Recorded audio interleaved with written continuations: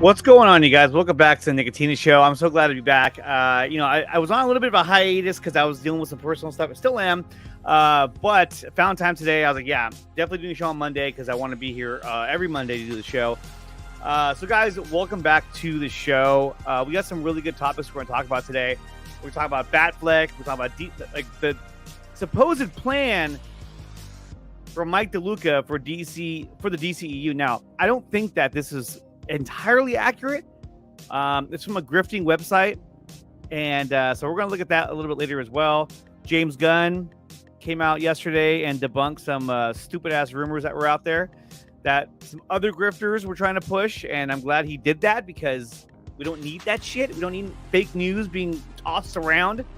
It's stupid, and it just leads to anger and disappointment and all kinds of horrible stuff that nobody wants to deal with. Nobody. But other than that, guys, how was your weekend? I hope you had a great weekend. I sure did. I went fishing with my kids. And, guys, consider becoming a member and join the Patreon to help support the channel. Guys, I finally got paid by YouTube. It's been like probably 7 months since I got paid. I got $100. So what did I do with that money? I went and I bought a fishing rod, and I took my kids fishing, and I caught a fish, too. A little tiny one. Just a little guy. But I couldn't have done it without you guys, so thank you so much. We got bait, we got lures, and all the kids went fishing, both my kids. They had a really good time, and, it was just, it's one of those things that you do when you realize that, like, hey, look, like, I should be doing shit like this more often in terms of, like, going fishing and just getting out in the world and not being so locked up at home on your phone or dealing with some personal issues. But going out there and fishing yesterday with my kids, man, that was just unbelievable, dude. It's such a calming experience. What's up, Nerd Coaster No Shirt? What's up, man? How you doing, Sean? Good to see you there, buddy. But let's go to our first topic of the day. And this is going to be like we always do here on the Nicotina Show. We start the day off with the rapid fire news round.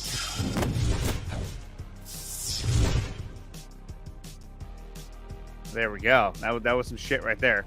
Okay, so here we go. Here is our first bit of news on the rapid fire news round.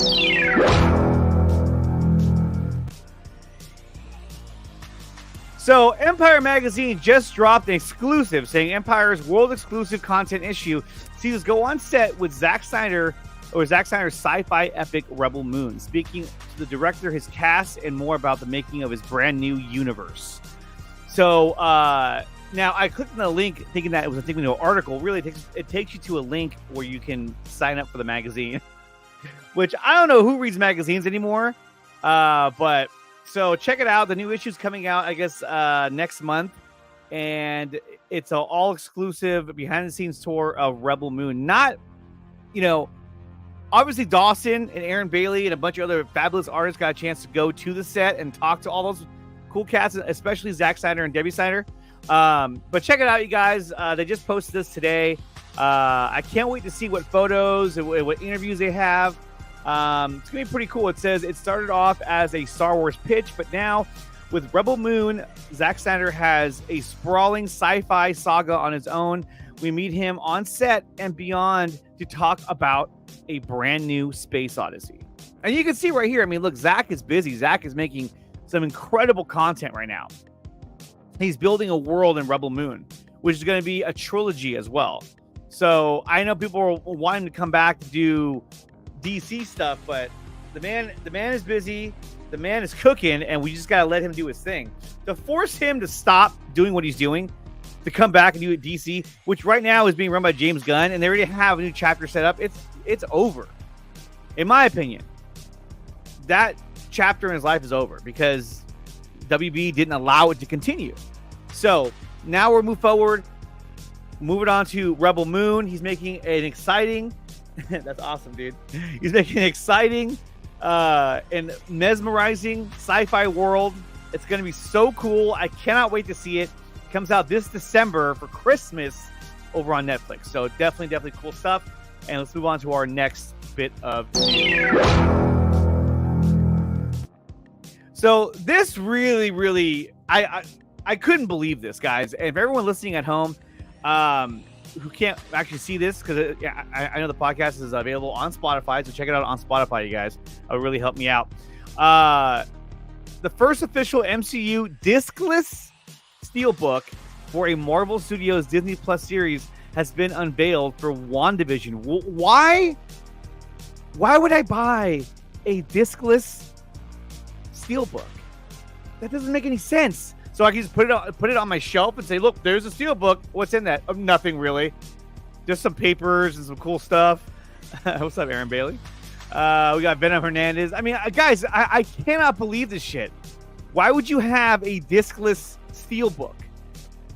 Just to have the steel? It doesn't make any sense. I made the comparison yesterday that this is like ordering a Happy Meal and getting no food. You're just like, well, I just want the case. You know what I mean? Like, what? Or even getting the Happy Meal and getting no toy for your kid. You're just like, what? Why would I buy this without the disc? I don't get it. It doesn't make any sense. I don't understand. If and when Rebel Moon explodes in popularity, I wonder if Disney is trying to prepare for a response with something Star Wars related. They've been trying to get a response for something Star Wars related for a while, and they've hit on some of them. I'll give them that. But Disney Star Wars is not peak Star Wars in my opinion. So, but this right here, to buy a Steelbook discless, that is a stupid, idiotic thing to do. I don't know who's dumb enough to buy this.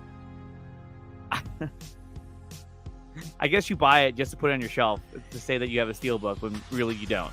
You just have a steel case with some handouts in it or whatever. It's just fucking stupid. I can't believe it. It's so stupid. It's so stupid. It's just so stupid. I saw the last of the HBO show on Blu-ray at Walmart on Saturday. At least they have a disc. Yeah, exactly, right? At the very least, even the disc. would rather save my money and buy another physical media. Streaming will never be as good as physical media. That's true. Even the resolution is better on physical media. Even Christopher Nolan said that. But anyway, Disney is looking looking to cash in on those hardcore collectors with Steelbooks. I know. Nice try, Disney. Nice try.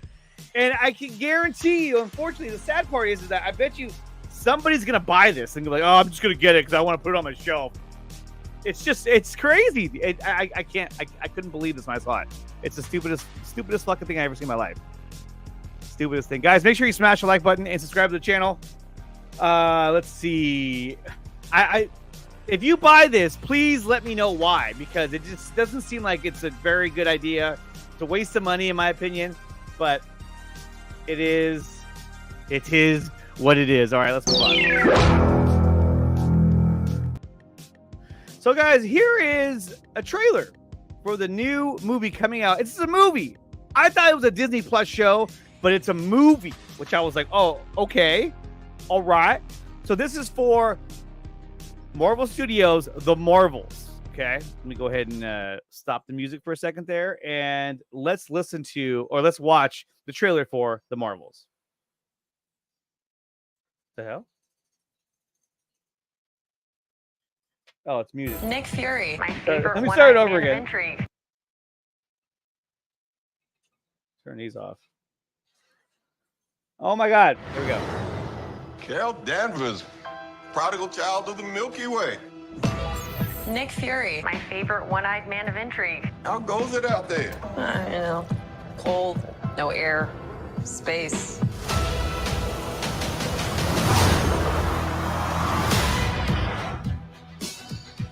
Captain Marvel, the Annihilator. You took everything from me. And now I'm returning the favor.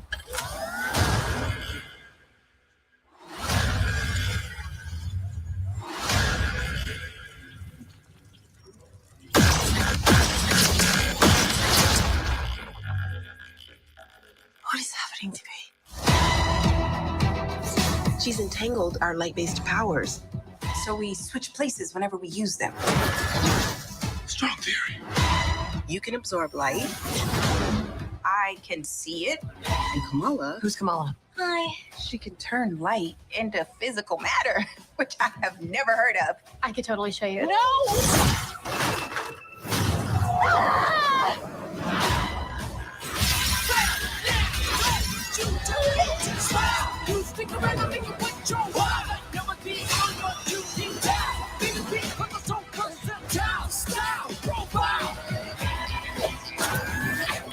She's targeting every planet we call home. I would never choose to bring anybody into this. You are not the only thing standing between this and the universe. Oh my God, we're a team. It's a long trailer. Higher. Further. Faster.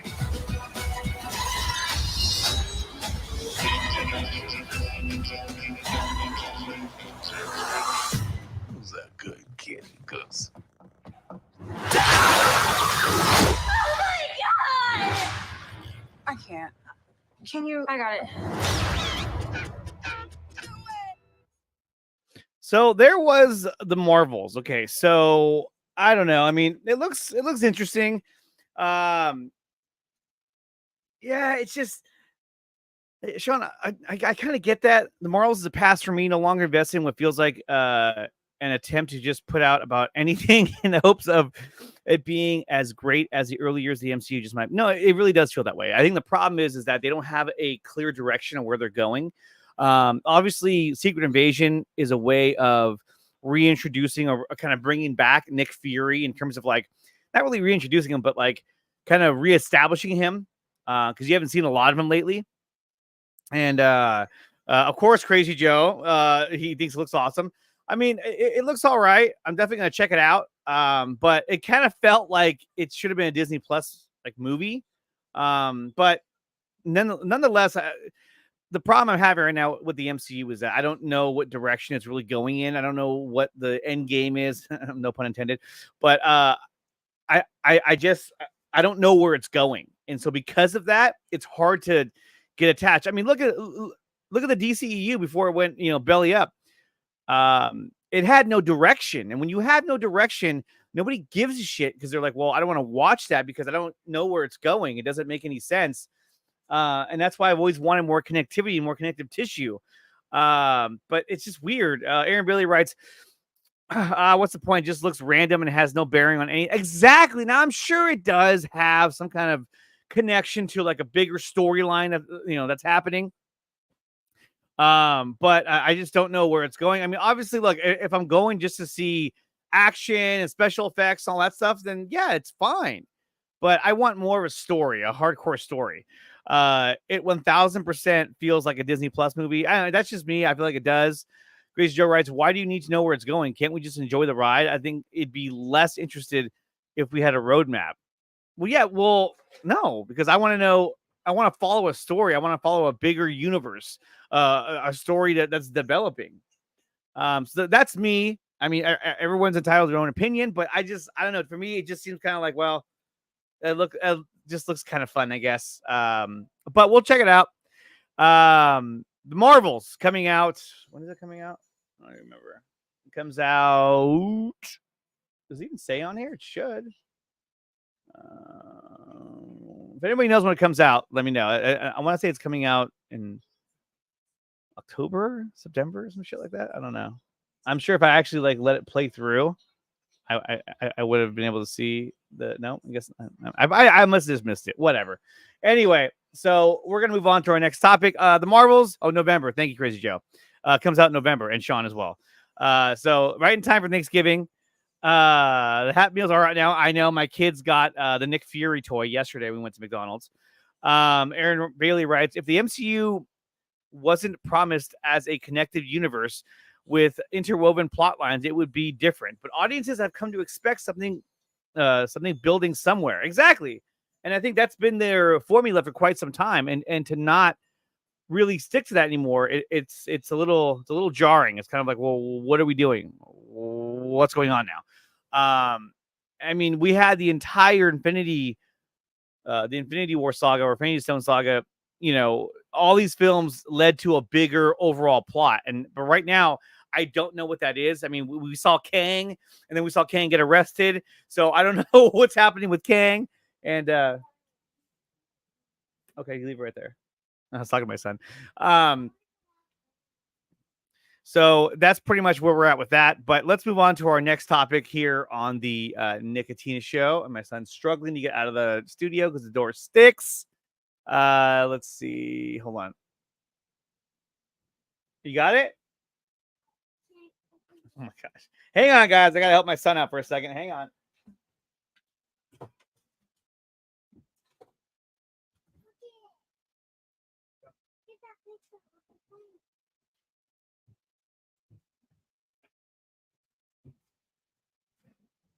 Ugh.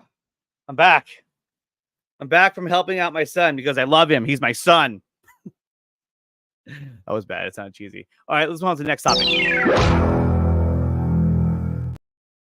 So this comes courtesy of DC Verso. Now, basically, these are fan casts for Batman and DCEU. So here's 4 actors that this account listed as who they think would be good as Batman. You got Lee Pace. You got Jamie Dornan, which I could see that, but I don't think he's a big enough star, big enough name for a Batman role. But I like Lee Pace. I think Lee Pace would be an awesome Batman. That would be badass. I was seeing this. You got Josh Hartnett, which I don't think would want to be Batman, but you never know. I don't see it. It's just not my choice. And then you got Oliver Jackson Cohen. This guy right here, he kind of has a mysterious, kind of depressed look. I think he could pull it off. But these 4 here, Lee Pace would be my choice. And he played Ronin in Guardians of the Galaxy, and I could see him playing Batman. He's got that deep, kind of brooding person. He has that dark, deep voice, and I think it worked out really well.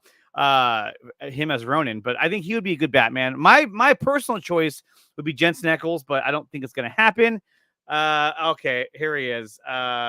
Let me see. Ben Everett chimed in saying Oliver is perfect, and maybe he is. But your boy, what was his name? The guy you picked for Superman, Wolfgang Novogratz. He didn't even audition for it. You know why? Because his voice is too high pitched. I told you that. A while ago. And that's just me though. I'm sure there was a version of me somewhere in the multiverse enjoying a completed Snyderverse. Yeah, me too, buddy. Nope, none of them. Jensen Ackles needs to be a DCU Batman. I agree. I think he'd be perfect. Lee Pace is an LGBT. He can play a Midnighter, but that doesn't mean that he has to play a Midnighter because of that. That's like, I don't know. You shouldn't be forced to play that. I mean, Ezra Miller is homosexual. He's gay, and he played Barry Allen, who's a straight man. So I don't think that you have to go that route. What's wrong with him being LGBT? Nothing. The Q. You've got the Q at the end. Nothing. Not at all. Nothing at all. But I think he'd be a good Batman. I mean, just on the way he played Ronin, I think he would kill it as Batman. So right now, my top two are Jensen Ackles and Lee Pace. Now remember, James Gunn did say that whoever gets the role is also going to play them in animation and in video games as well, meaning like they're going to lend the voice. So Jensen Ackles is already doing the voice for Batman. So that's why I think, hey, why not just make him your live action Batman? I mean, he killed it as Soldier Boy. That was my favorite character, season 3 of The Boys, Soldier Boy. Guy's a badass. Loved it. All right, let's move on to our next topic.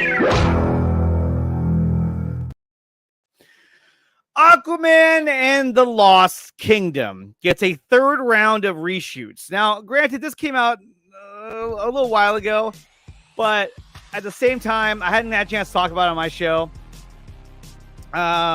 If that's too loud, let me know and I can adjust the volume because I don't want it to overpower my beautiful voice.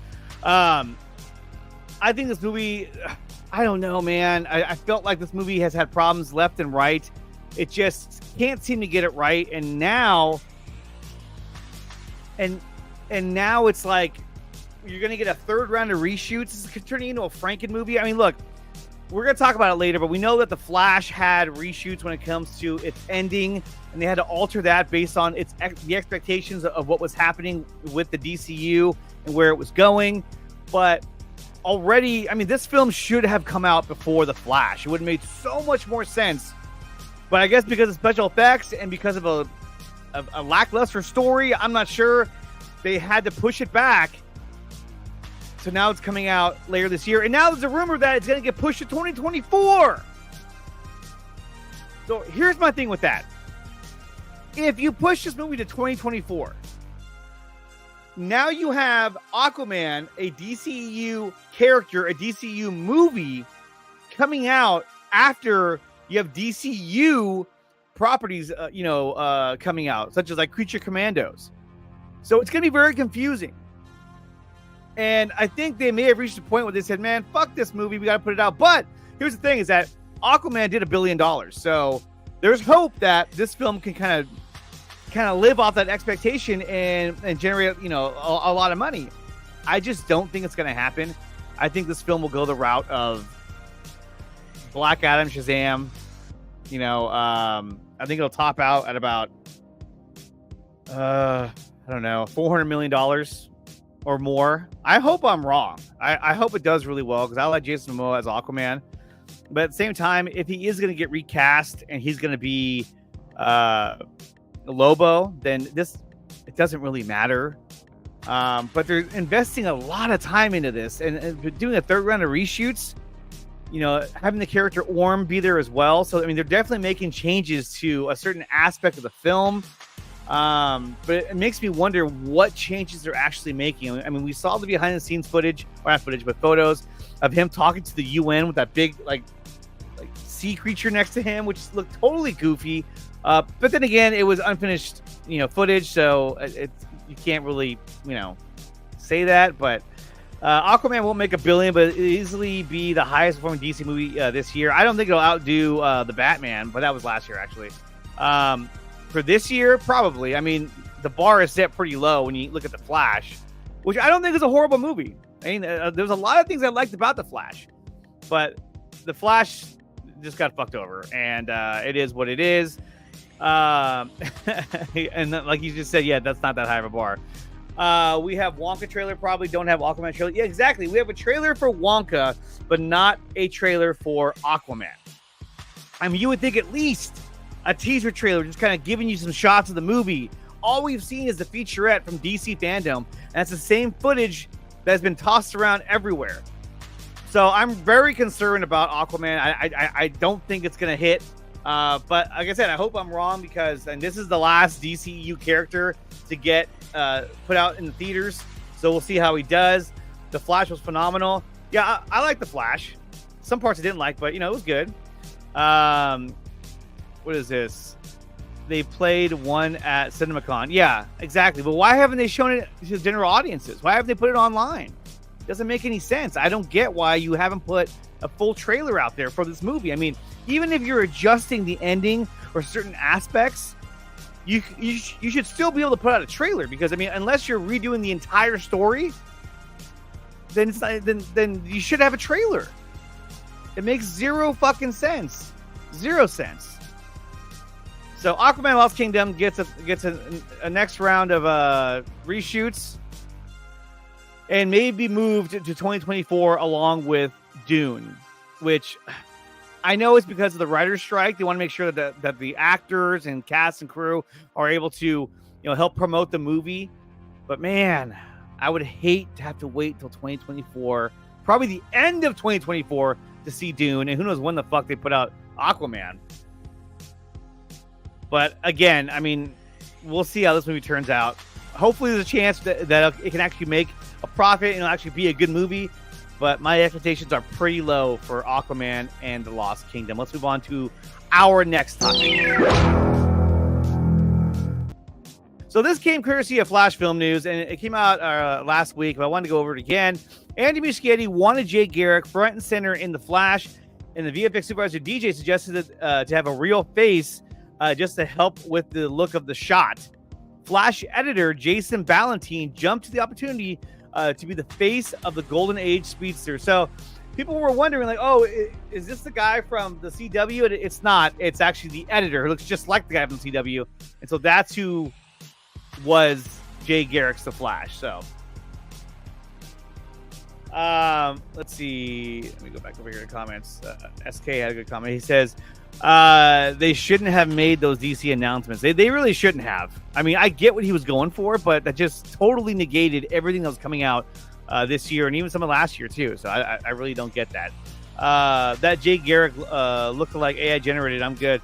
Yeah, I mean, even this shot looked kind of funky, but I mean, I get it. I get what they're going for. So, good on them. And they didn't steal someone's face to use the editor, which makes sense because people were just running with rumors and speculation. So here it is.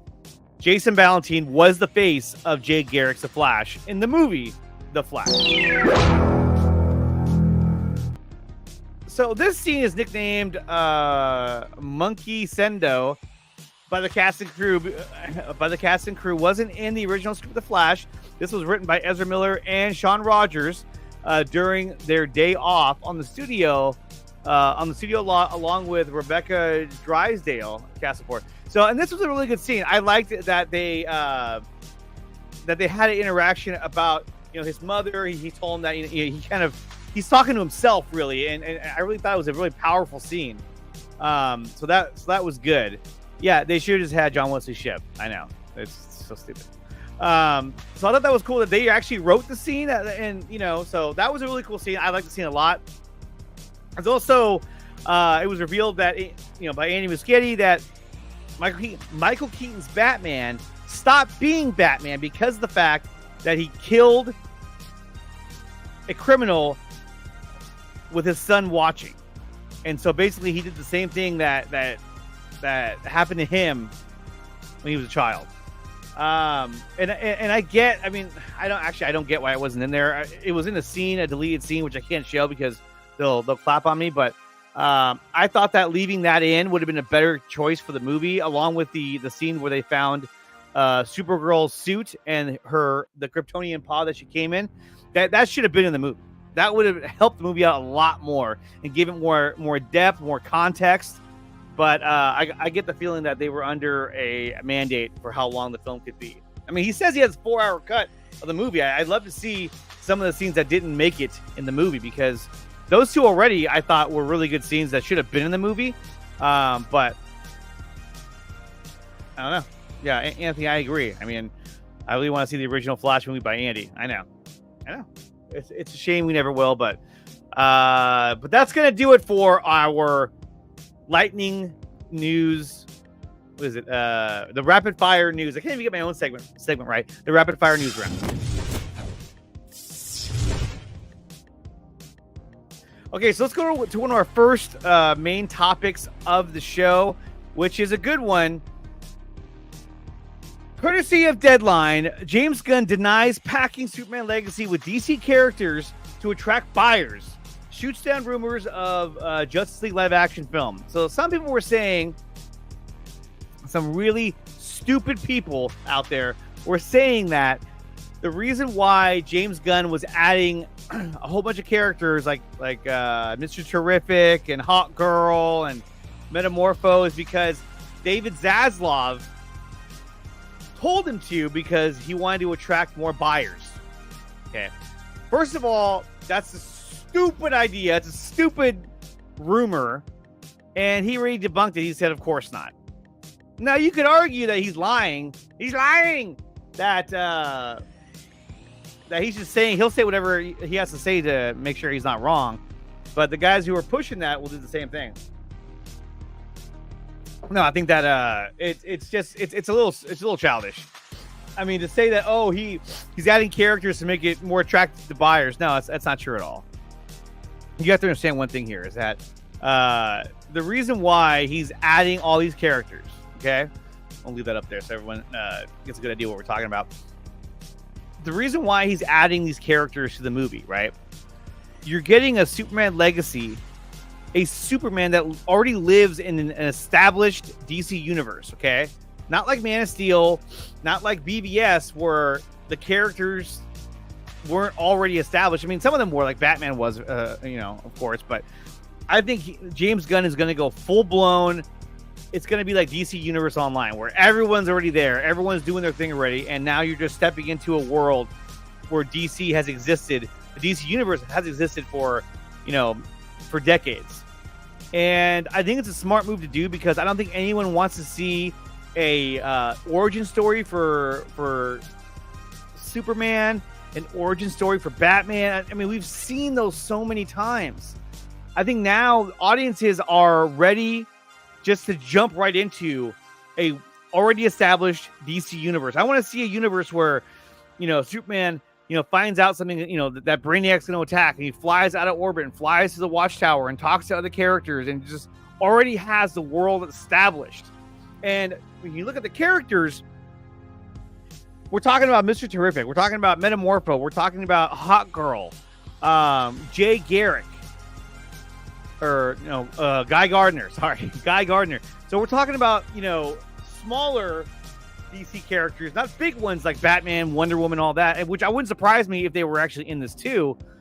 But in this world, whenever problems occur, they put together their resources, which is other characters come together to figure out how they can solve these problems. And I think that's what he's going to go for, is a world where superheroes work together to solve problems and issues that affect the world. And on top of that, it helps build out the universe as well. I mean, he already has almost the entire team of the Terrifics already cast. All he's missing is Plastic Man, which I think we'll probably get that casting pretty soon as well. SK writes, problem with the cinematic universe, aka pre-canon event, means that you always have to set up the next movie. Getting 100% out of the people working on these IPs won't happen for the sake of continuity. Crazy Joe writes, I just need Phantom Girl and Plastic Man announced so we have the Terrifics. And I think that he's working towards the Terrifics, which if they weren't in Chapter 1, they're going to be in Chapter 2, without a doubt. And I think we're going to see a lot of them in the films coming up, where you're going to have cameos of the Terrifics, interacting with Superman, interacting with Batman, and just being a part of this DC universe. those big name characters like Batman, Wonder Woman, etc., might be used for credit scenes as a teaser. Exactly. But what he's trying to do is he's trying to enrich his universe, install all these characters so that you're not wondering, okay, like who exists here, who doesn't exist here. So I think it's smart that he does that. Or imagine if Superman flies to the Hall of Justice and all those characters are there because they're there to meet with Superman to go over what's happening. Imagine if DC beats Marvel. Yeah, exactly. Because the Terrifics are essentially the DC version of the Fantastic Four. And they might actually beat them casting-wise to do that. So the other rumor out there was that because they had announced a animated Justice League movie, they thought, oh, okay, so is this going to be what your movie's going to be based off of? And he said, no, of course not. Fuck out of here with that. So James Gunn, he hasn't done it in a while, but he shot down some more fake rumors and fake news, which he does such a good job at. So good job on James Gunn, and we'll wait and see what comes out for his DC universe. Let's move on to our next topic. So this came courtesy of the Flash Film News. Now, these are images of Ben Affleck wearing a black and silver Batman suit, and it was for the original post-credit scene of The Flash. Now, you get to see him here. I don't know what this is. This must be a device that allows him to communicate with Barry through the multiverse. Now, there is an article out there, and we'll get to that in just a second, where it's from Cosmic Book News. Now, it's another grifting website that has a lot of fake news, but he put out a big article. Exclusive, he writes. And he says that this was going to lead to Batman being lost in time, and that he was going to, be traveling through time to get back to reality, sort of like what happened in the Grant Morrison comic. And that Deathstroke was going to be the villain. Now, how the fuck Deathstroke's going to be the villain and he's traveling through time makes any sense? It doesn't make any fucking sense. So actually, you know what? Let's just go to that right now, because that's a major thing here. So, and then he pulled up the clip notes too.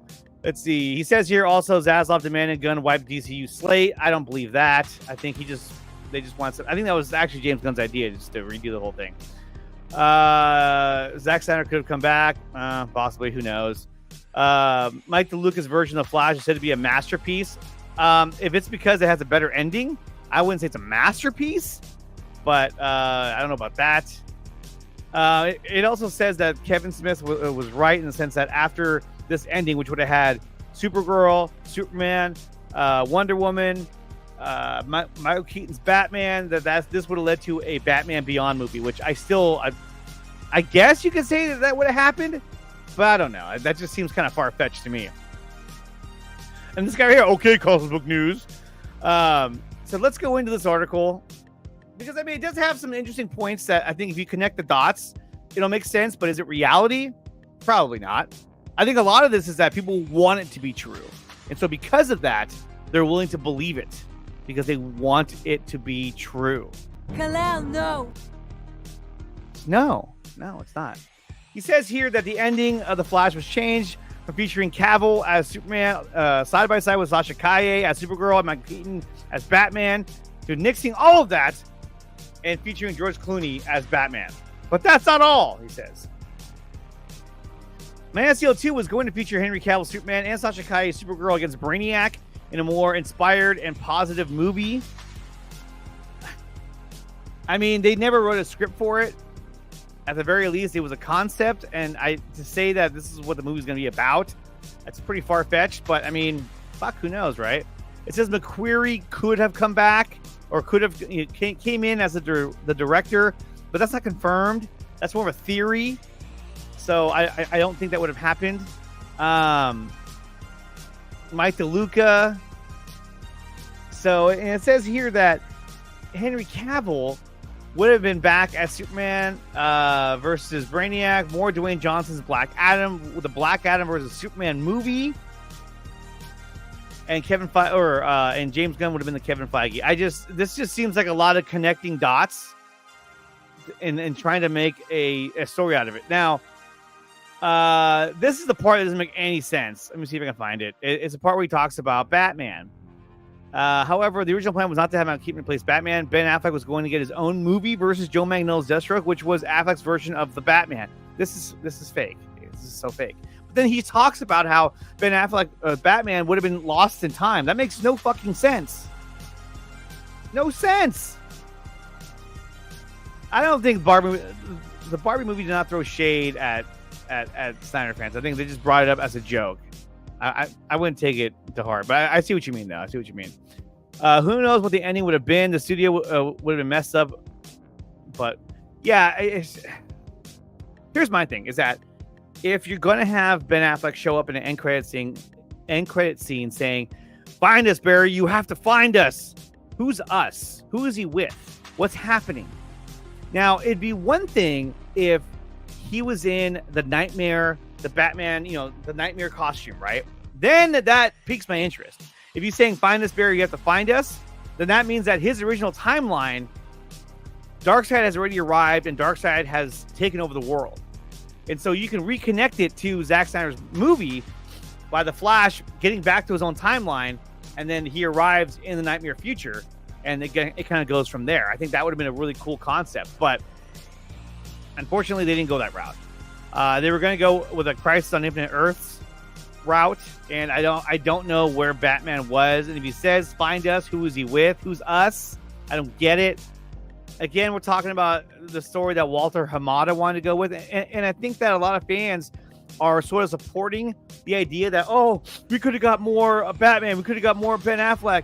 Yeah, but you're gonna get what you got in the Flash, where you're not getting a Zack Snyder Batfleck, you're not getting a Zack Snyder Superman. You're getting one that's being run by could have been Mike DeLuca or James Gunn. It would have been a different iteration of the character, and I know fans would have complained that they wouldn't have liked it because it wouldn't have been the version that they wanted.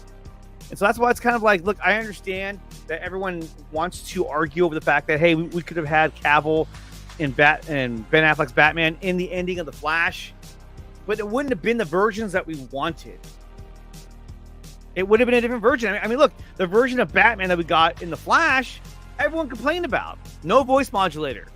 No Hans Zimmer music or Junkie XL music.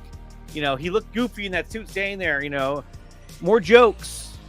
And that's not what a lot of us wanted to see. We didn't want to see that Batman go that route. And I feel like if he would have stayed on, that's the route he would have gone on. And so I'm glad at this point, if Zack isn't going to come back and do that, he's doing Rebel Moon and everything else, then let's reboot, go in a different direction, so that we're not sitting here comparing apples to oranges, saying, well, how come he's acting like this and he wasn't acting like that before? I liked it better like this, not like that. I would rather just get a clean slate and start over. And that's why I really do believe that James Gunn should have just reset the entire universe. But he's not. He's kind of cherry picking, which I think is a bad idea. But that's just me. So that is what it is. But we'll see what happens. But I mean, I do think that these shots right here of Ben Affleck wearing the black and silver suit, this suit looks better. This should have been the suit that he wore in the movie and not in the end credit scene. The blue suit, I was not a fan of. I thought it was just not a good idea. But I am interested to know where he was at when he was contacting him.